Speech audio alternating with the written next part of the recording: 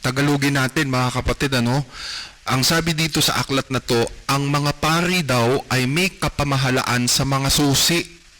Ano yung mga susi? Kapangyarihan na magligtas ng mga makasalanan mula sa impyerno at gawin silang karapat-dapat sa paraiso. May kapangyarihan din silang baguhin ang isang lingkod ni Satanas upang siya ay maging anak ng Diyos.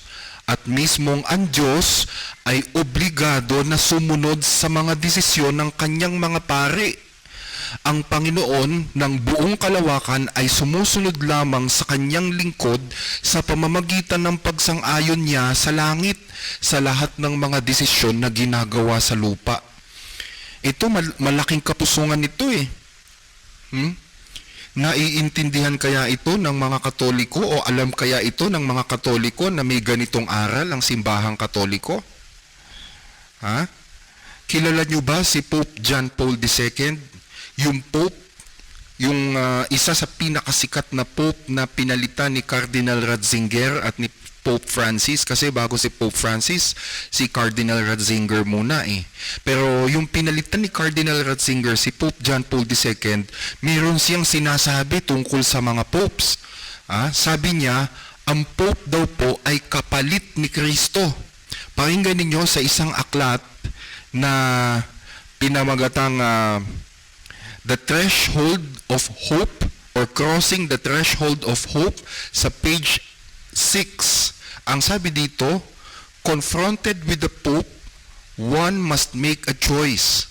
The leader of the Catholic Church is defined by the faith as the vicar of Jesus Christ and is accepted as such by believers. The Pope is considered the man on earth who represents the Son of God, who takes the place of the second person of the omnipotent God of the Trinity. Nakita nyo? Yung Pope daw, yun daw ang kapalit sa pwesto.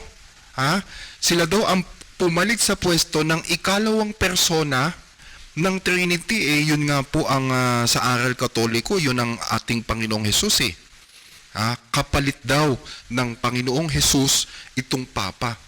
So yan po yung mga kiniklaim ng Santo Papa sa kanyang sarili, na siya'y Diyos, na siya'y kapalit ng Panginoong Hesus, na siya'y kabanal-banalang Ama, na pinakabanal na Ama sa lahat. Medyo kung tutuusin, kung iisipin natin mga kapatid, kakilakilabot talaga itong claim ng Pope na ito.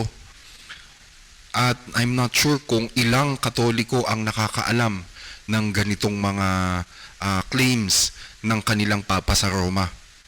So balikan po natin yung unang reference na binasa natin kanina. Di ba, meron tayong reference na binasa na yung Pope daw ay may 3 patong na korona, mayroong triple crown, yung tinatawag na papal tiara. Sabi dun sa binasa nating reference, ang 3 patong na koronang ito daw ay simbolo ng pagiging hari ng langit, hari ng lupa, at hari ng kalaliman. Alam nyo ba na sa koronang ito ng Pope, ayan nakikita ninyo, dyan sa koronang yan may nakasulat na titulo na ang nakalagay is Vicarius Filii Dei. Ang salitang Vicarius Filii Dei ay salitang Latin na ang ibig sabihin ay kapalit ng anak ng Diyos. Vicarius ibig sabihin kapalit, Filii Dei, anak ng Diyos.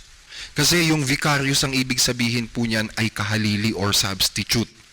Ngayon, sabi sa Biblia ganito, sa aklat ng Apokalipsis, Kapitulo 13, talatang 18, kailangan dito ang karunungan. Ang may pangunawa ay bilangin ang bilang ng halimaw, sapagkat ito'y bilang ng isang tao. Ang bilang nito ay 666. 666. Sabi doon sa binasa natin, yun daw 666 ay bilang ng halimaw o bilang ng isang tao. So yung halimaw na tinutukoy na may bilang na 666, ito pala'y tao. Dito po, balikan natin yung titulo na nakalagay doon sa corona. Alam nyo ba kung anong misteryo meron na nakapaloob dyan sa titulong Vicarius Filii Dei, na titulo ng Pope na nakasulat sa corona niya? Kapag po kinumpute ninyo using Roman numerals ang titulong Vicarius Filii Dei, ay may katumbas po ito na 666. Opo, yung pangalang yan ang katuparan ng sinabi ng Biblia na bilangin ang bilang ng halimaw, sapagkat ito'y bilang ng isang tao. Ang bilang nito ay 666. Bakit Roman numerals? Kasi nung ibigay po ang vision na ito kay San Juan, naghahari noon ang Imperyong Romano sa mundo, kaya Roman numerals ang ginamit po. So, saan galing ang 666? Galing po yan po ay katumbas ng pangalan ng Pope na Vicarius Filii Dei. So, yan po yung kahulugan yan. Doon sa binasa natin sa Daniel 7:25, ang sabi pa doon, pahihirapan niya ang mga hinirang ng kataas-taasan. Actually, kung babasahin natin sa ibang salin ng Biblia, ang nakalagay po ganito, at siya'y magsasalita laban sa kataas-taasan, at lilipulin niya ang mga banal ng kataas-taasan. Kanyang iisiping baguhin ang mga panahon at ang kautusan, at sila'y ibibigay sa kanyang kamay hanggang sa isang panahon, mga panahon at kalahati ng isang panahon. Ano po sabi diyan? Lilipulin niya ang mga banal ng kataas-taasan. Alam niyo po ba kung anong ginawa ng Pope at ng simbahang Katoliko sa lahat ng mga taong hindi sumasang-ayon sa kanilang aral? Noong unang panahon sa Europa, kapag hindi ka po Katoliko at ang sinusunod mo ay yung nakasulat sa Biblia, kasi ang sinusunod ng Katoliko wala naman sa Biblia. So kapag ang sinusunod mo yung nakasulat sa Biblia at hindi ka Katoliko, ipapapatay ka ng simbahan. Hindi ko po alam kung may idea o may ideya ang mga Katoliko ngayon tungkol dito sa kasaysayang ito, pero kaya nga po meron tayong tinatawag na Dark Ages o madilim na panahon sa kasaysayan, dahil sa panahong ito naganap yung kakilakilabot na pinaggagawa ng simbahang Katoliko noon sa mga hindi nila kapananampalataya. Kahit po ang ating presidente na si President Duterte, alam po niya ito itong history na ito.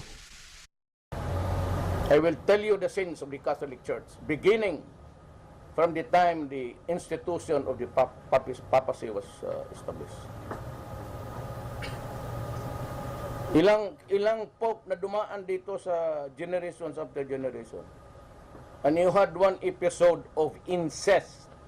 A pope having so many children and committing incest. Alam ba ng Pilipinas yan? Noong mga panahon na namamayagpag ang Katolisismo sa Europa at napakamakapangyarihan ng Pope, itinatag ng simbahan ang tinatawag na Holy Inquisition. Ano po itong Holy Inquisition? Ang Holy Inquisition po ay isang klase ng hukuman kung saan dinadala at iniimbestigahan ang lahat ng mapaghihinalahang erehe. Pag sinabi pong erehe, ang ibig sabihin niyan, kalaban ng simbahan. At noon, pag hindi ka miyembro ng simbahan, automatic kalabang ka o erehe ka. Erehe ang tawag sa iyo. At kapag ikaw ay dinala sa Holy Inquisition o dun sa hukuman nila, hindi ka pa hinahatulan doon, pero pwede ka nang mamatay sa tindi ng mga tortures na ginagawa sa mga iniimbestigahan o sa mga akusado. At kung sakali naman na makasurvive ka sa mga torture at nagdesisyon ang Inquisitor General o yung pinaka-judge na guilty ka, susunugin ka nila ng buhay. Sa loob ng 1,260 years na mayagpag ang Holy Inquisition sa Europe.